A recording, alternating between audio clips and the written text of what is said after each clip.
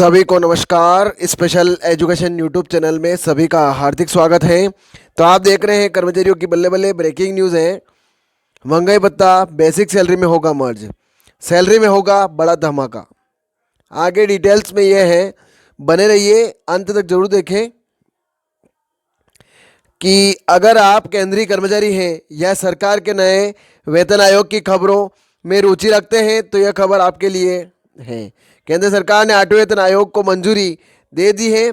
इस वेतन आयोग के आने से केंद्रीय कर्मचारियों और पेंशन धारकों की सैलरी और भत्तों में बड़ा बदलाव देखने को मिलेगा। लेकिन सबसे बड़ा बदलाव होगा महंगाई भत्ते को लेकर। चलिए इसे आसान भाषा में समझते हैं। डीए होगा 0, लेकिन क्यों?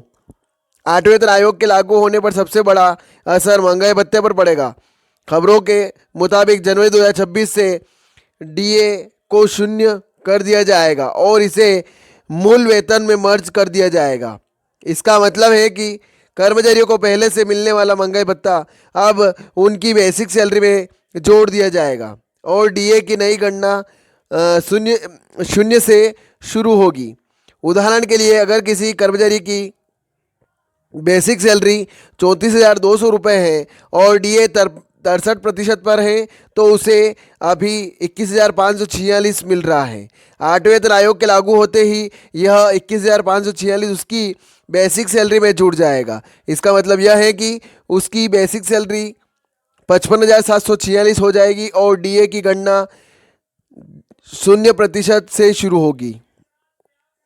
2026 में डीए मर्ज होगा। विशेषज्ञों का मानना है कि जनवरी 2026 तक डीए 63% तक पहुंच सकता है। नियमों के अनुसार जब डीए 50% या उससे ज़्यादा हो जाता है तो उसे बेसिक सैलरी में मर्ज कर दिया जाता है।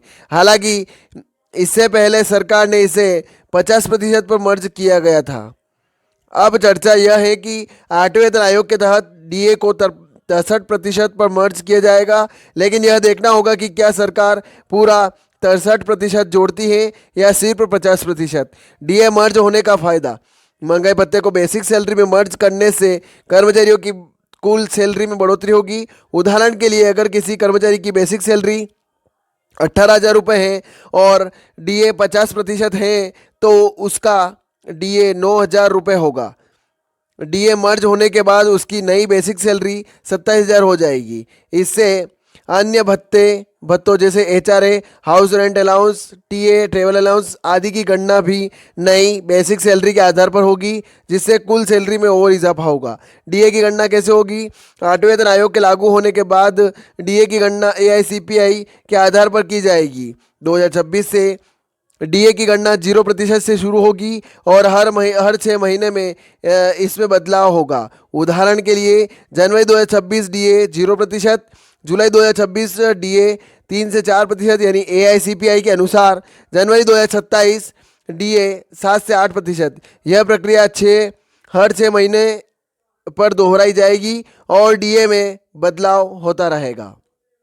पिछली बार ऐसा कब हुआ था? तो महंगाई भत्ते को बेसिक सैलरी में मर्ज करने की प्रक्रिया पहली बार नहीं हो रही है। 2006 छठे वेतन आयोग के तहत 187% डीए को बेसिक में मर्ज किया गया था। 2016 सातवें वेतन आयोग के तहत भी डीए को बेसिक में जोड़ा गया था।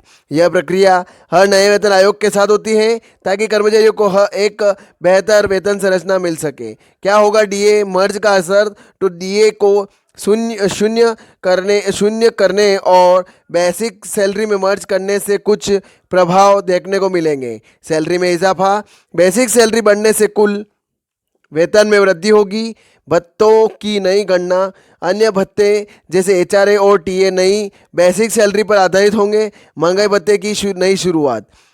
डीए फिर से 0% शुरू होकर हर 6 महीने में बढ़ेगा। कब लागू होगा नया वेतन आयोग? तो 8वें वेतन आयोग को 2026 में लागू किया जाएगा। जनवरी 2026 से इसकी सिफारिशें प्रभावी होगी। इसके लिए सरकार जल्द ही चेयरमैन और पैनल का गठन करेगी जो वेतन और भत्तों के नए मैट्रिक्स पर चर्चा करेंगे। डीए मर्ज से क्या मिलेगा फ़ायदा। तो डीए को शून्य करना और बेसिक सैलरी में मर्ज करना एक बड़ी प्रक्रिया है, लेकिन इसका मकसद कर्मचारियों को बेहतर वेतन संरचना देना है। इससे कर्मचारियों की सैलरी में सुधार होगा और भत्तों की गणना भी ज़्यादा सटीक होगी। तो दोस्तों, ऑटो वेतन आयोग से जुड़े इस बड़े बदलाव के बारे में आपकी क्या राय है, हमें ज़रूर बताएं और अपडेट्स के लिए जुड़े रहें। तो ये खबर थी, ज़्यादा से ज़्यादा शेयर करें, लाइक करें, कमेंट करें आपको खबर कैसी लगी, और इस अपडेट के बारे में ज़रूर कमेंट में ज़रूर बताएं। और आप बने रहिए इस प्लेटफॉर्म पे, आपको नई नई खबरें मिलती रहेगी, नए नए अपडेट्स आपको इस प्लेटफॉर्म के माध्यम से मैं जल्द लेकर आता रहता हूँ, आऊँगा, और नई अपडेट्स के लिए इंतज़ार करें। तो आप चैनल पर नए हैं, चैनल को सब्सक्राइब जरूर करें ताकि नई अपडेट्स आप तक जल्दी जल्द पहुँच जाए। जय हिंद, जय भारत।